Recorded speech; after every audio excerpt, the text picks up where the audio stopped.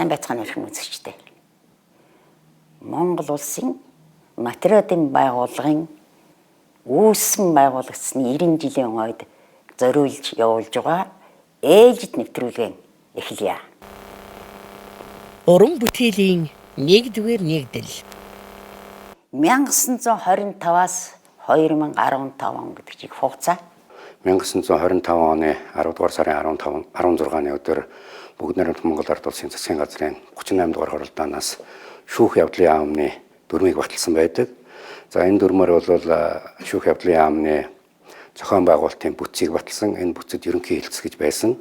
За тэр ерөнхий хэлтсийн харьяанд бол гэрээ зэргийг гэрчлэх батлах хэргийг эрхлэх салаа гэдэг ийм нэртэй нэгж байсан.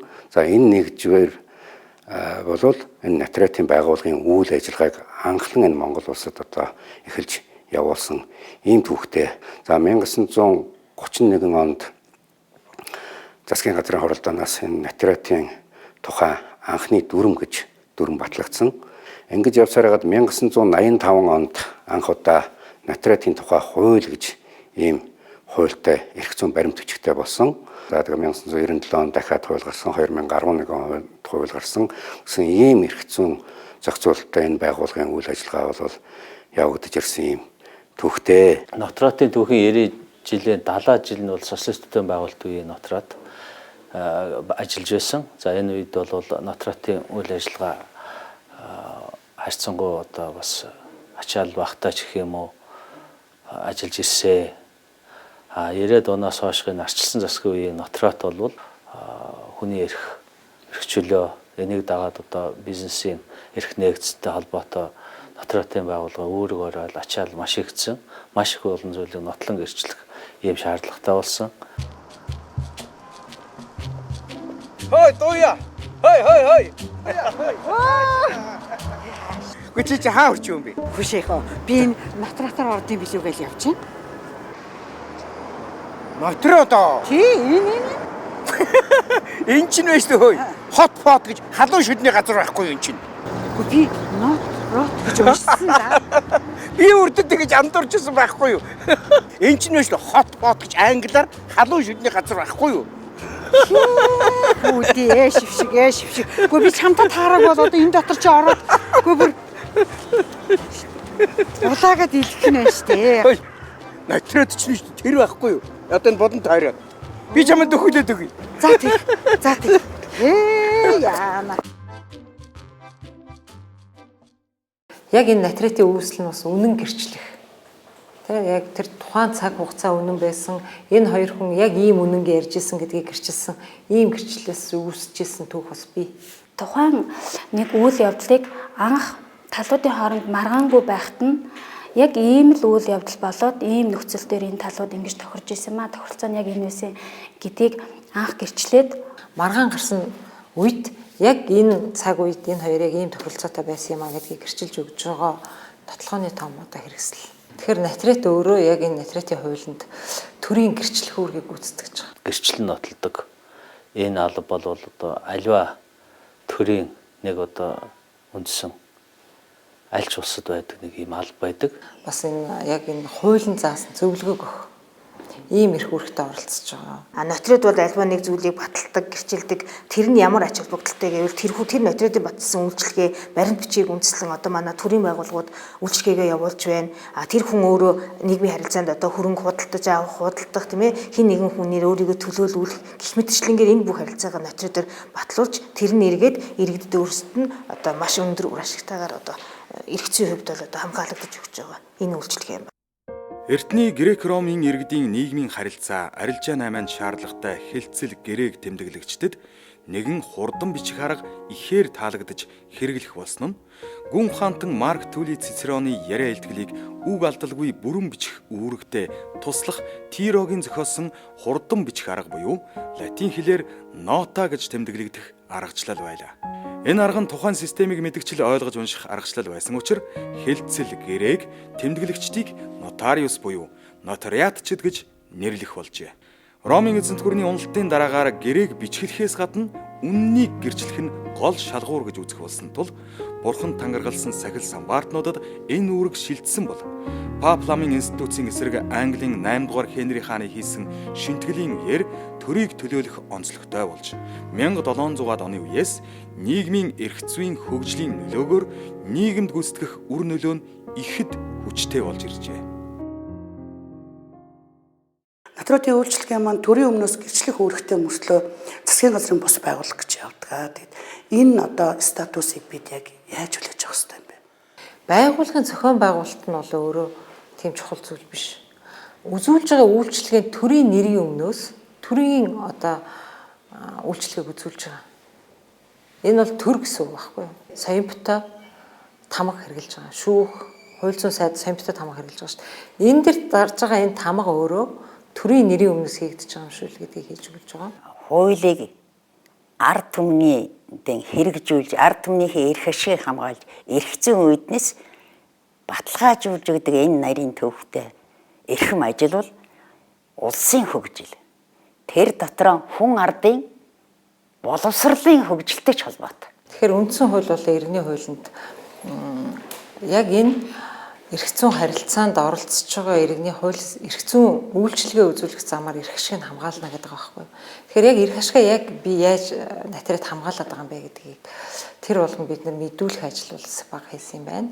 Манай иргэд нөгөө эхлээд гэрээг ихгүй маргаан гарах басан үедээ жишээлбэл хүнд мөнгө зээлцсэн байлаа гэхэд өгсөн байлаа гэхэд хитэн сар явж байгаад нөгөө хүн мөнгөө өгөхгүй нөхцөл байдал үүсэх үед нь ч юм уу одоо натрат дээр орё гэж орж ирэх хандлага аявих байдаг байхгүй юу. Тэгэхээр анх маргаангүй байх үедээ л натрат хандаж хэвшмээр байгаа. Ерөөсөө л хууль эрх зүйн харилцаанд иргэн ороход л тэр хамгийн эхний тэр цаг дээр бол натрат зогсож байгаа. Тэгэхээр натрат ч өөрөө маш их мэдлэгтэй байх хэрэгтэй. Яагаад мэдлэгтэй байх хэрэгтэй вэ? Ерөөсөө иргэн хүн иргэний хуулийн харилцаанд орохгүй хамгийн түрүүнд ирэхэд натрат ирээдүйд болох бүх эрсдлийг тооцоолж гэрээ хийж өгөх хэрэгтэй байхгүй. За нөгөө хүүгийн чинь асуудал юу болж байна? Чи намайг бодоход хотод одоо арай эрт ирсэн хүн юм байна да. Чамд сайн таних хуульч байна уу? Хөш, дуу юм нэ. Би чамд зааж өгсөн шүү дээ тэр нэг нотродын газар. Тэр чинь байж та давхар хуулийн зөвлөгөө өгдөг байхгүй юу? Их ажтай буянтай газар байлаа шүү дээ. Зүгээр л нэг орсон хүний цаасан дээр тамга дарчдаг газар биш. Өө зөв. Гэхдээ яасаа айтайхан газар вэ? Өнөөдөр шүүхтэр очиод та над зөвлөгөө өгөөчгүй шүүгч зөвлөгөө өгөхгүй шүү дээ. Тэр үүргээрээ. Тэгвэл яг натратад үндсэн үүрэг нь бол одоо хуулийн зөвлөгөө өгнө. Гэрээ хийх гээд орж ирж байгаа хоёр талын за та одоо худалдаж авч байгаа бол танд ямар эрх үүрэг үүсгэн ямар боломж гарах юм. Ингэж хийснээрээ одоо таны одоо хуулисны эрх ашиг яаж зөрчих юм гэдэг чинь тайлбарлаж өгдөг юм ажил хийж байгаа шүү дээ. Натрат бол өмгөөлөгч бол өөрөө үйлчлэгчтэй л зөвлөгөө өгдөг. Шүүгч бол нэгэнд болсон процессыг ийм байна гэж шийдэж өгдөг. Натратын гол даваа тал нь урьдчилж тэр бүх юмыг харж зөвлөж ядгаараа одоо иргэний хэрэгцээ харилцаанд орж байгаа иргэдэд маань ажилтнуудтай. Хорон дээр очиод тийм ээ тухайн өөрийнхөө харьяа хорон дээр очиод альва нийгмийн харилцаа, нийгмийн одоо анхан шатны үйлчлэгийг авдаг бол эрх зүйн тийм ээ хууль эрх зүйн анхан шатны үйлчлэгийг нотариатын байгууллагуудаар очиж авах бүрэн боломжтой байна. Хүүшээ чиний хэлснээр натратаас зөвлөгөө аваагүй бол маргаан тасрахгүй ёстой шүүхийн хаалга сахих байжээ. Тэ? Тухайн асуудлаар натрат хандаж байгаа бүх талууд одоо натратын үйлчлэгийг адил тэгш үзүүлж чаддаггүй. Тэр нь натратч хүн бол ямар нэгэн одоо эрх зүйн харилцаанд оролцож байгаа хүнд яг тэгш боломж олгодог. Ерөөсөө орж ирж байгаа хоёр талд бол аль нэгэнд нь илүү үйлчилдэг. Натрат бол аль нэг талд орж үйлчлэх ёсгүйтэй хөндлөнгийн байр сууриас тэр гэрээг хуульд нийцсэн гэрээг л гэрчлэх үүрэгтэй. Амьд хүний гэрч болсноос өссөн хүний гэр болоо гэдэг чинь хүн гэрчлэн гэдэг ямар хариуцлагатай, ямар үнэн байх хэвээр тэр буруу юм хийх юм бол ямар одоо ард нь одоо тийм хариуцлага байдаг вэ гэдгийг одоо яг тэр энэ үг өөр хэлээд байгаа байхгүй. Тэр эрх зүйн харилцаанд орж байгаа ялагдах юм. Тэгээ одоо тэр хоёр хүн чинь маргаад шүүхэд очно гэдэг чинь ялагдах хоёр л зааг дээр л зогсон гэсэн үг шүү дээ. Тэгэхэд натратч хүн бол өөрөө цэвэр ариун яг тийм голч тэр хоёр хүн огт маргаагүй байх үед нь эрх зүйн эмх замбраатаа сүүлд нь бие биенийхээ өмнө хүлээс үүргээ биелүүлдэг байх энэ одоо зарчимд нь бол энэ эрх зүйн натратын үйлчлэгээ бол аргагүй одоо энэ одоо нийгмийн хэрэгцээ шаардлага өөрөө. Нийгмийн харилцаанд нотротын хийх ёстой үүргийг тусгаж өгөхөөс болж нийгэмд ямар нэгэн тийм том хохирол ноцтой сөрөг үр дагавар үзүүлсэн тэм тохиолдол байдаг. Натрет өөрөө байхгүй бол нийгэмд ямар эмэгт замбраагүй байдал үүсдэг мэ гэдэг бид нар бэлгэний харсан шүү дээ. Хадгалан зээлийн хоршоо. Хадгалан зээлийн хоршооныг гэрээ дүрмийг натрет батал яг хууль зүйн яам тэр үед натрет мөнгө их олж ийн хадгалан зээлийн хоршооны гэрээг битгий батал хооронд нь байгуулж байгаа гэрээг битгий батал гэдэг ингээд натретийг оролцуулаагүй байхгүй. Хоорондоо хийсэн харилцаа нь өөрөө хууль бус байсан, хүчин төгөлдөр бус хэлцлүүд хийсэн, байгуулж байгаа хүмүүс нь ямар заагтаа оролцох вэ? Гишүүнчлэлтэй болоод зээл олгож байгаа тэр хоорондын тэр эргэсэн харилцаанд буруу орсны төлөө хүмүүс яаж сэтгэл зүгээр хохирч, эд материалаараа хохирч, одоо болтол төрийнхээ авчрыг олж чадахгүй ингээд замраагүй одоо хадгалан зээлийн хоршооны иргэдийн одоо гомдол тасрахгүй яваад байгааг бид нар өөрсдөө бас бэлгэний мэдж байгаа шүү дээ. Хоршооны гишүүн болохын тулд иргэн хүн нэг оруулсан хувь хөрөнгөөрөө хариуцлага тооцох ёстой гэдгийг ойлгох ёстой. Яг хоршоо байгуулахын тулд. Гэтэл нөгөө иргэн маань болохоор зөвхөн нөгөө мөнгө хадгалуулаад хүүгээр нөсгөөд буцааж авах зорилготойгоор банкнд мөнгө нөгөө хадгалуулж байгаа юм шиг ойлгоод хийцэн байгаа байхгүй хадлан зэлийн хоршоонд. Тэр гэрээг хадлан зэлийн хоршооны гэрээ дүрмийг нотрот баталснаар тэр эргэцэн ухамсар ойлголтын л нотрот хэлж өгсөн бол иргэн өөрөө мөнгө хадгалуулж одоо өндөр хүүгээр өсгөх асуудал маань дараад нь ийм эрсдэл дагуулах юм байна гэдгийг ойлгох ёстой байсан. Тэгэхээр натротчдын одоо тоо үйлчлэгээ үзүүлэх цэгүүд олшрох тусам бол одоо энэ натротын үйлчлэгийг дагсан одоо үйлчлэгээ иргэдийн харилцах одоо харилцааны соёл тэр хэрээрээ сайжирч байна гэж та боддог. Натрич нарын тоо ихсэх тусмаа бас тийм ээ. Хитрхи их олон натрич байх юм бол хууль ус орлого хөөцөлтөд амьдрахын тулд хууль усм хийж эхэлдэг. Энэ бол зөвхөн манад биш энэ олон улсын жишг тийм байдаг байхгүй. Монголын натриачдын танхимын зүгээс Монголын натриачдын ур чадварыг живд сайн байна гэж үздэг. Ер нь бүх мэрэгжил бол одоо төгс төгөлдөр байна гэж байдаг. Үнэхээр сайн хуульч, сайн натриач нар бол бий. Тэр сайн хуульч, сайн натричийг сонгох сонголт нь танд бий. Аянда тэр натритын хийсэн одоо гэрчилсэн нэг удаагийн үйлдэлээр таны хуульсны эрхийг яг яаж хамгаалж байна, танд яаж зөвлөгөө өгж байна андшгүй шүү дээ. Таны хүссэн зүйлийг зөвлөж хэлж чадж байна уу? Таны гэрчилсэн юм дараа нь таныг хамгаалж чадж байна уу гэсэн энэ нотлогоо натритын хийсэн үйлдэлээр өөрөө тэр хүнийг байн тодорхойлж байдаг. Натриач маш чухал үүрэг хүлээдэг юм байна. Яаж одоо натриачдыг шалгаруулж авдаг вэ? Дээж шүүхээс 2, хууль зүйн яамнаас 2, натритын танхимаас 2, их сургуулиас 1 гэсэн 7 хүний төлөөлөлтөө хууль зүйн сайдын дэргэд мэргэжлийн хороо гэж байдаг. Тэр мэргэжлийн хороо хуульчдаас шалгалт аваад тэр шалгалтанд тэнцсэн хүн хууль зүйн сайдаас тусгай зөвшөөрөл авдаг. Одоо Нотротын байгууллагын түүхэнд дахиад нэг шинэ үе эхлэх чинь тэр бол юу гэхээр зэрэг Нотротын байгууллагад ажиллаж байгаа хүмүүсийг бол одоо хуульч гэдэг юм уу хуулийн байгууллагын системээс үндсэндээ гаргачихсан хуульч биш гэж үздэг одоо ийм тогтолцоо байсан. Тэгэхээр хамгийн гол нь бол бид одоо Нотротын үйл ажиллагаа эрхэлдэг хүмүүс хуульчийн сонгон шалгуулалтанд орсон хуульч хүмүүс байх нь зүйтэй гэдэг ийм одоо зарчим тавьж байгаамаа. Хоёрдугаарт бол ер нь шүүх прокурор гэдэг энэ байгууллагуудын боловсон хүчнийг шилж сонгоход бол хэтэрхий явц орсон. Цөөхөн гэдэг хүнийхээ дотор хэрэгэлдэг байсан. Энэ боловсон хүчний сонголтын өргөн болгох. Нотротч, өмгөөлөгч, одоо бас хуулийн салбарт ажиллаж байгаа улсуудаас шалгалтанд өгөө тэнцвэл шүүх прокурор бус байгууллагад ажилладаг болгох. Гэмтэргийг илрүүлэх, мөрдөн шалгах, иргэний хэргийг шүүхэд хянан шийдвэрлэх үйл ажиллагаанд энэ Нотротын гаргаж байгаа баримт бичгийг эрх зүйн чадамжийн нотлох баримтын хувьд нь бол одоо нэлээд өндөрт авч үзэх ийм чиглэлүүдийн өөрчлөлтийг төслүүдийг хийгээд ингээ явж байгаамаа. Одоо бид нар гэрээ хийдэг соёлтой болмоор байна. Гэрээ хийн гэдэг бол та бүхэн хооронд хийж байгаа л гэрээний асуудал болохоос 3 дахь хүний хүсэл зорилгын дотор явж явах хэрэггүй байхгүй. Тэгэхээр энэ гэрээ хийнэ гэдэг бол тэр гэрээ одоо байгуулахаас ахуулаад тэгээд тэр гэрээн дээр зөвлөж байгаа тэр материалын ур чадвараас ахуулаад их олон юм хамаарна. Тэгэхээр зэрэг гэрээ хийж байгаа хоёр хүн өөрөө тэр яг энэ гэрээнийхээ нөхцөлийг гэрээнд зааж байгаа зүйл заалт болгоноо өөрсдөө ойлгодог байж иж гэрээ зөв батлуулна гэхээс өөрөө ойлгохгүй зүгээр гарын үсэг зурж болохгүй шүү дээ. Тээврийн эрхсэл худалдаа авах гэрээ байж байна. За энэ гэрээг бол иргэд янз бүрээр одоо тайлбарлаж орж ирдэг. Анх натратаар орж ирэхдээ хоёр хүн ингээд зэрэгцээд ороод ирэхэд нэг нь итгэмжил хэлгээ гингүүд нөгөөх нь ах нь машинаа худалдаж байгаа маа. Сайн байна уу? Ямар үйлчлэг авах вэ? Маамынхоо. Хөөш чи олон долоо юм ярилгүй шүү дээ. Над дээр энэ итгэмжилдээ чиний гарын үйлчлэл дараа тамаг дараалах та. Чи мөнгө их мөнгө авахгүй олон долоо юм ярил би ойлгож надад хэлж. Тийм үү? Гэхдээ чи итгэмжил хэрэгтэй байна битээр. Гол нь нөгөө машина олон дахин одоо бүртгэлд хамруулахгүй ч гэдэг юм. Альсвал нөгөө машины эзэн солиодох болгоно нөгөө татвар даатгалын асуудал гарч ирдэг. Тэрнтэй холбоотой ч байдаг юм уу? Альсвал баг дийлэнх нь нөгөө итгэмжил автомашин худалдах гэрээ хоёроо ялахгүй гад. Тээврийн эрсдэл худалдаа авах гэрээ маань өөрөө энэ цаг мөчөөс гэрээ хийснээс хойш тухайн тээврийн эрсдэлтэй холбоотой эрх үүрэг хариуцлага худалдаа авж байгаа танд шилжнэ. Итгэмжил гэдэг маань энэс өөр харилцаа.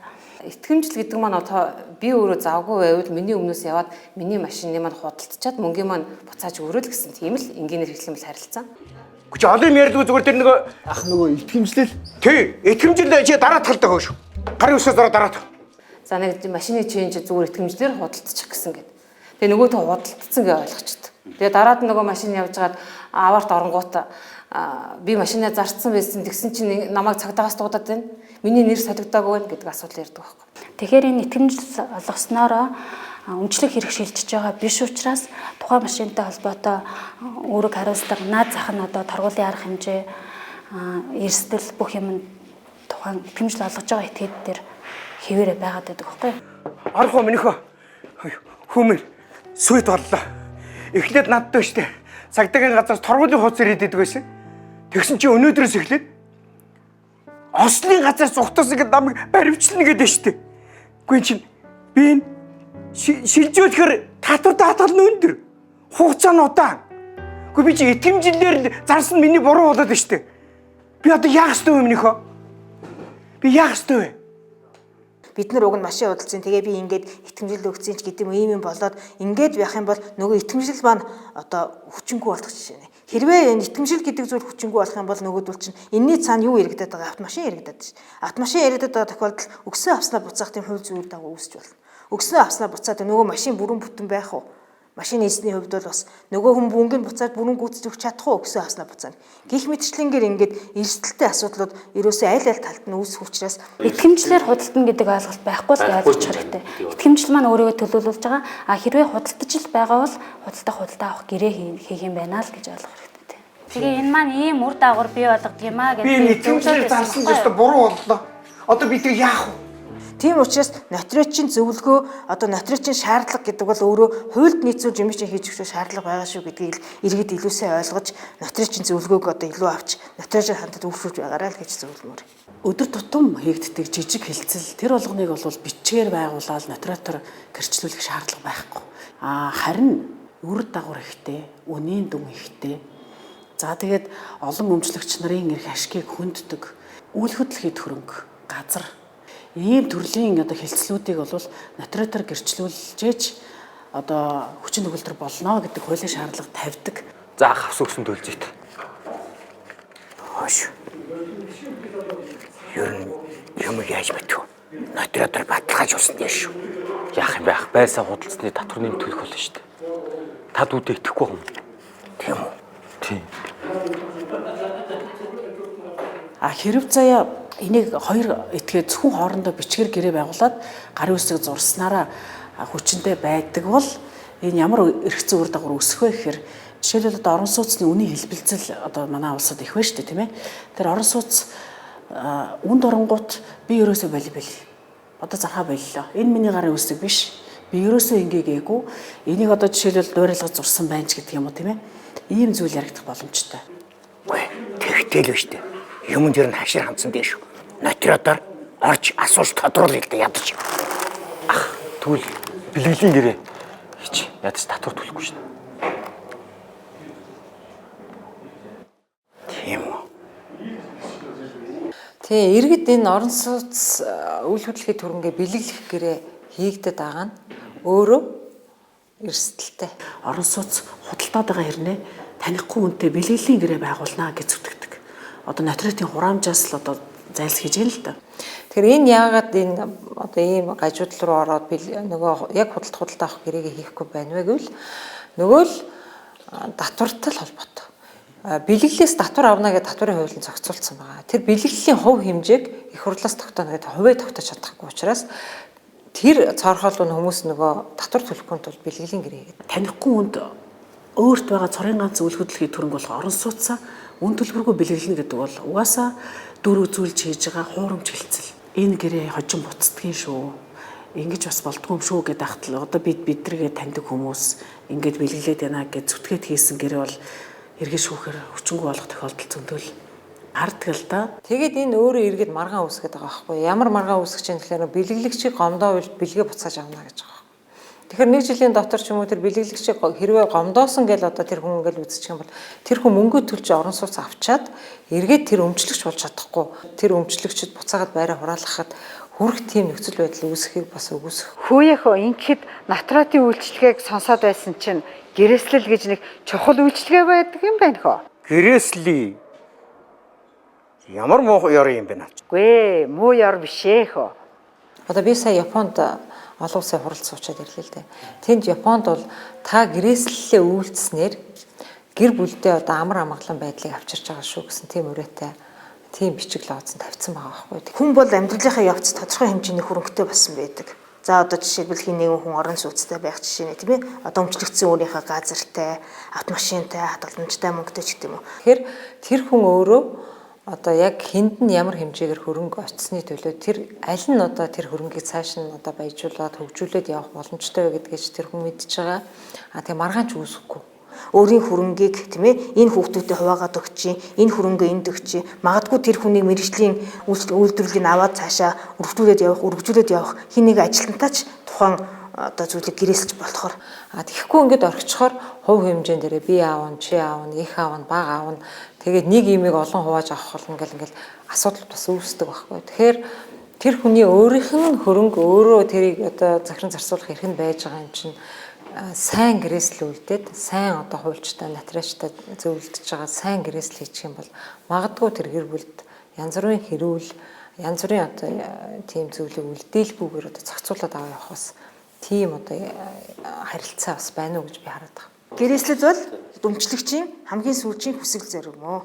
92 оны иргэний хуулийн дээр заавал хүн нас орохоос өмнө одоо ийм гэрээслэл хийсэн бол хөндлөнгийн натурачийг оролцуулж гэрээслийг гэрчлүүлсэн байхыг шаардж байгаа. Хэрвээ ингэж гэрчлэх бол гэрээслийг хүчингүй гэж үзэж байгаа байхгүй юу? Гэрээслэл хийсэн гэрээслэл болгон шүүхт маргаж байна. Хүмүүс хөрөнгийг ямар ч хамаагүй аргаар авах хоорондоо маргах асуудал бол энд өөрөө ирэхгүй тэр хүний нийгмийн хөгжлөд байгаа байна л та.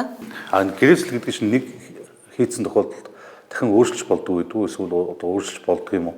Тухайн хүн бол тэгээд гэрээслэлийг хийгээд нотариалаар гэрчлүүлсэн байсан ч гэсэн тодорхой хугацаагийн дараа сарын дараа 7 хоногийн дараа тухайн гэрээслэлийг өөрчлөх, цуцлах бүрэн эрхтэй байдаг. За гэрээслэл үлдээсэн тохиолдолд ойлгомжтой. Гэрээслэл үлдээгээгүй тохиолдолд тэр өмчийн харилцаа, өв залгамжлын харилцааг яаж зохицуулдаг вэ? Тэр хүн гэрээсэл бичээгүй амжаагүй одоо ингээд нас барсан бүх хүний хөрөнгө. Одоо Монголд хөрөнгөгүй хүн гэж байхгүй шүү дээ. Ядчил газартаа, орон сууцтай, хадгаламжинд мөнгөтэй, хувьцаатай. Тэгэхээр энэ хүний үлдээсэн хөрөнгийг хэн авах вэ гэдэг нь яг хууль тогтоогч нараа өөрсдөө заагаад өгсөн байна. Нэгдүгээр ээлжийн өвлөгч, хоёрдугаар ээлжийн өвлөгч, гуравдугаар ээлжийн өвлөгч гэх мэтчлэн ингээд дараалал үүсгэсэн байдаг. Тухайн иргэний эхнэр юм уу нөхөр төрүүлсэн болон үрчсэн хүүхэд эцэг их. Эдгээр хүмүүс бол нэгдүгээр ээлжийн өвлөгчд. Эдгээр хүмүүс байхгүй эсвэл өвлөх хэрэгээсээ татгалзсан, өвлөх хэрэгээ алдсан байвал дараагийн ээлжийн өвлөгч болох өвөг эцэг эмэгийг аах ээж дүү аж зээ. За хамун эдгээр хүмүүс байхгүй юм уу өвлөх хэрэгээсээ татгалзсан, өвлөх хэрэгээ алдсан байвал одоо ачинцар зэнцэр нь эцэг ихтэй өвлөгдөх байсан хөрөнгийг өвлөнө гэх мэтчлэн ингээд хуульд өвлөгчдийг бүр тодорхой заагаад өгсөн байж байгаа. За эхнэр хүүхэд ээж аав авахтаа, эхний ээлжийн өвлөгч авахтаа Иргэний хуулийн 528 дээр хамт амьдарсан өвлөгчд илүү боломж олгогдсон байна. Тэр хүнийг нас барахад нь хамт амьдарч исэн өвлөгч бол өөрөө татгалзахгүй бол тэр хүн хизээч тэр өвийг авах эрх нь нээлттэй гэж зааж байгаа. Тэгэхдээ манай иргэний хуулийн дээр нэг гэрээсэлтэй нэг ийм зохицуулт байгаа. Өмчлөгч биш этгээдэд бүх хөрөнгөө өвлүүлсэн бол 50% нь бусад хуулисны өвлөгч нар 50% нь авна гэсэн нэг зохицуулт яваад байгаа. Наадах ёстой бодов штэ юм байна хөө. Чи ёстой миний мдэгүүг мэдүүллээ штэ. Одоо тэр нотариатын газар очиж асууж тодруулъя байцгаа. Мэдэгдэх хуудсын тухай манай иргэд төдийлөн сайн мэддэггүй. Энэ мэдэгдэх хуудас гэж чухам юу юм бэ гэдгийг тайлбарлах үүднээс нэг энгийн нэг жишээ авъя. Эргэн дулмаа, эргэн дорчтой гэрээ хийгээд 10 сая төгрөг 3 сарын хугацаатай зээлүүлсэн гэж бодъё л доо. Гэтэл дорж маань нөгөө 3 сарын хугацаанд зээлээ төлөөгүй. Дулмааг утастаад одоо мөнгө шаардах гээд утастаж хийхэд нь утсаа авахаа болсон. За. Шүүхээр л явахаас та. Гэтэл дулмаа шүүхээр явахад нэлээд хүндрэл бий. Маргаан бол 2-3 жил үргэлжилж байж шийдвэрлэгдэнэ гэсэн. Тодорхой хэмжээний тэмдэгтийн хурамж төлнө.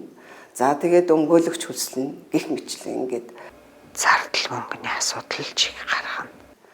Тэгэхээр энэ шүүхээр явна гэдэг бол бас тийм хялбар арга биш. Миний дөө нөгөө мөнгө ч байдгүй. За одоо тэгэхээр мэдгэх хуудсан дээр юу гэж байна? Тий. За та юу яасан бэ штэ? Гэрэн дээр энэ нөгөө үл маргах журмаар төлнө гэд тусгаад өгсөн юм байна. Тэгэхээр та санаа зовлтгүй. Одоо та яах вэ гэхээр зэрэг нөгөө мөнгө зээлсэн одоо нөгөө хүнтэйгээ ирээд манай дээр ирээд одоо ингээ өнөөдрийн байдлаар хүүнд хэдэн төгрөг, алдангийн хэдэн төгрөг. За нийтдээ одоо ингээд тэчнээн төгрөгийн одоо хүү алдангийн хамт үндсэн төлбөрийн хамт хэдэн төгрөг юм байна гэхэд хоёр тооцоо нийлээд агт үлдээд тэгээд нөгөө энэ өгсөн өгн аавна гэсэн юм нотлоод тэгээ хугацаа заагаад гэрээгээ хийчихээ натратаар давуулж ирээд. Тэгэх юм бол та тэр хугацаа өнгөрсний дараа хэрвээ энэ хүн мөнгө төлөхгүй байх юм бол та манай дээр буцаж ирээд мэдэгдэх хуудас бичүүлээд тэгээ шүүхэд авчиад өгчих болно. Ингээд хийчихсэн гэрээг болвол дулмаа шууд натратад хандаж болно. Ингээд натратч болвол мэдэгдэх хуудас бичээд өгчдөг. Анхан шатны шүүхтэр очиод мэдэгдэх хуудсыг шүүхээр баталгаажуулаад шууд шүүхэн шийдвэр гүйцэтгэл дээр очиж байгаа. Ингээд шүүхэн шийдвэр гүйцэтгэх газар натратын мэдэгдэх хуудсыг үндэслээд төлбөрийг албадан гаргуулж өгдөг. Энэ үйлчилгээг бас иргэд их сайн ойлгож өөрсдөө хүсэж энэ үйлчилгээг сонгох хэрэгтэй байна. Чамд нэг дуулах юм байна. Энэ нотрат чинь цахим үйлчилгээнд орж байгаа юм байхаа. Замын бөглөрлийн үед наашаа цаашаа гихгүй гэрээсээ шууд компьютераасаа юм уу гар утсаасаа орж болох юм гинэ. Цахим системийг нэвтрүүлснээр манай ард иргэдэд болон цаашлаад улс оронд маань одоо эдийн засагт нь ямар өөрчлөлт үзүүлэх боломж байна. Энэ асар их үн цэнтэй мэдээлэл хоригдлогдсон байгаа байхгүй юу?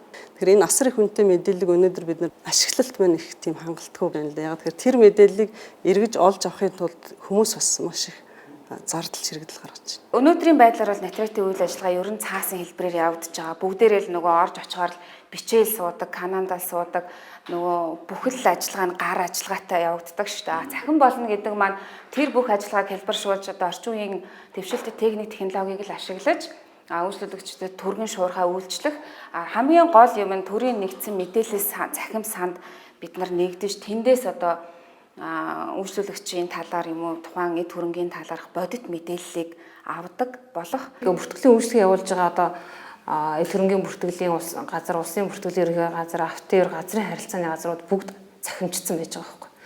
Бүртгэлийн үйл ажиллагааг хийхэд оролцож байгаа нэг этгээд нь бол өөрөө нотрат байгаа шүү дээ. Төрийн үйлчлэгийг явуулж идэг.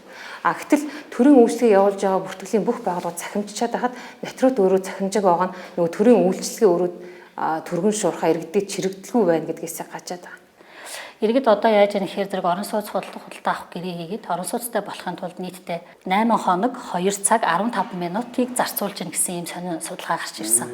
За мөн бас яах вэ гэхээр зэрэг энэ хоногт за иргэн тухайн одоо үйлчлэгийг авахын тулд нийтийн тээврийн хэрэгслээр зарчход нийтдээ 3000 төгрөгийн зардал гаргаж байна гэсэн ийм тооцоо судалгаа гарч байгаа юм. Иргэдийг одоо маш олон төрлийн лавлгаа ав гэж явуулдаг шүү дээ. Иргэд бүгд л өөрсдөө төрийн байгууллага дээр очиж одоо дугаарлаад зогсож тэр лавлгааг аваад цаг хугацаа алддаг, эдийн засаг мөнгө төгрөг ордог. За одоо ирээдүйд бид яах гэж юм гэхээр зэрэг иргэн бол одоо натратад хүсэлтэд захимаар гаргана, натратын үйлчлэгээ авах тухай хүсэлтэй. За натрат одоо тухайн үйлчлэгээд нь холбогдуулаад гэрээ хилцэл ч юм уу, за одоо өв залгамжлал ч юм уу, орон сууц худалдаа авах гэрээ ч юм уу. Энэтэйг нь холбоотой лавлгаа мэдээллийг төрийн одоо энэ нөгөө яваад цуглуулад байгаа иргэний өөрөө яваад байгаа тэр цаг хугацаа юм хэмнээд бид нар төрийн байгууллагын мэдээллийн нэгдсэн сангаас тэрийг татаж авна. лавлгаа мэдээллийг. Бид бол тэр мэдээллийг татаж аваад маш нухацтай, хууль эрх зүйн үндэслэлтэй боловсруулах бас юм нөхцөл бүрдэж байгаа. Натраачуудаа алдах, тэр хүний эрхийг зөрчих хүндлэл байхгүй учраас бол холбогдох тэр лавлгаа мэдээллийг авснаар бол одоо тэр объектыг худалдаж авч байгаа хүн бол өөрөө би одоо гарцаагүй үнэн одоо эргээд ямар нэгэн одоо маргаан байхгүй юм объектыг худалдаж авч байна гэдэгтээ бол ихтгэл төгс байх юм үндэс бүрэлдэж байгаа. Ерөөсө төрөөс иргэнийг нөгөө цуглуулж ир гэдэг мэдээллийг нотрот өөрөө авчиж байгаа байхгүй. Тэгээд тэр нотротын үйлчлэг хийдэг тамга дардаг бүх процесс нь бол яг одоогийнхтой төстэй адилхан. Буцаагаад илгээх процесс нь одоо нөгөө иргэн өөрөө явж бүртгүүлэхгүй шууд төрийн бүх бүртгэлийн байгууллагаараа цахимаар илгээгдээд тэгээд тэр процесс нь өөрөө иргэн хүн бол ерөөсө зөвхөн нотрот төр л ирнэ. Бүртгэлийн байгууллагаар дараад нь явахгүй.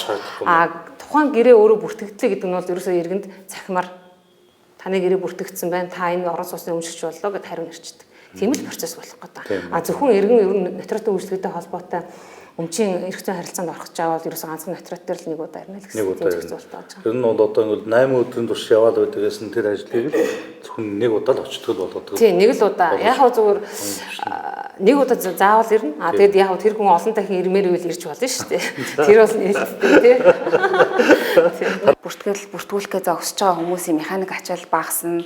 Төрийн одоо байгууллагын ажилчдын ажлын бүтээмж нэмэгдэн тэн дээр цуглардаг нөгөө их цаасны хэрэглээ багасна гэх мэт. Яг одоо жишээлбэл нотрот бол яг их баримтыг их суулж буй цаасаар нь одоо баримт гэж үзэж одоо их суулж гэж үздэг шүү дээ.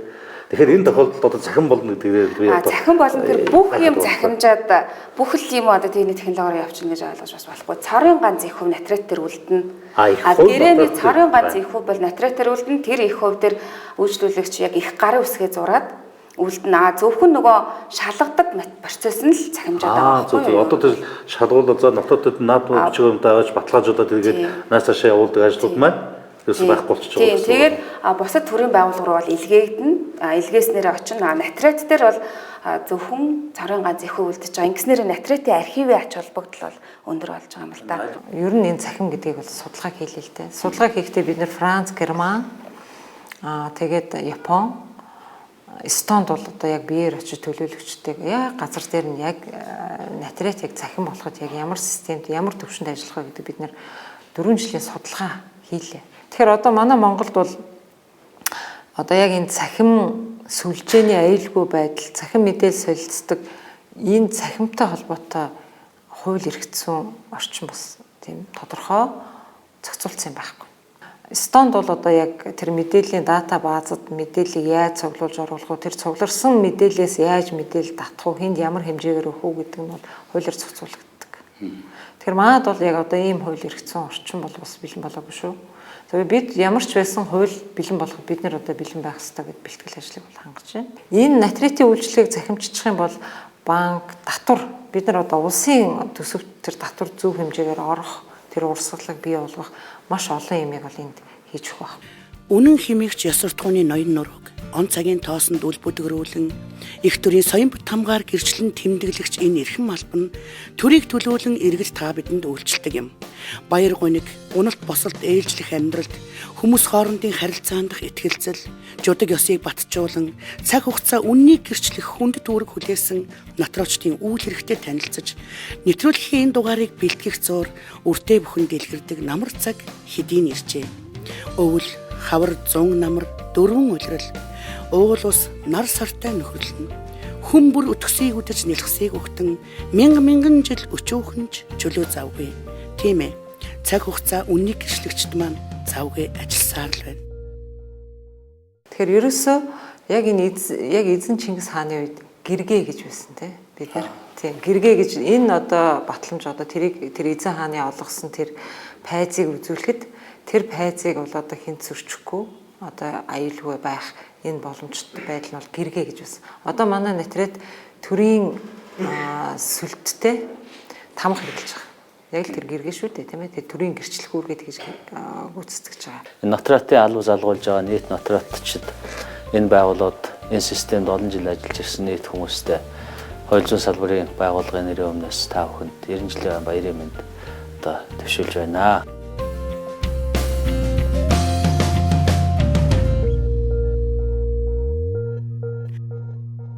Улаанбаатар хот Монголын натрууштын танхимд сэтгүүлч Ганчимэг ажиллаа.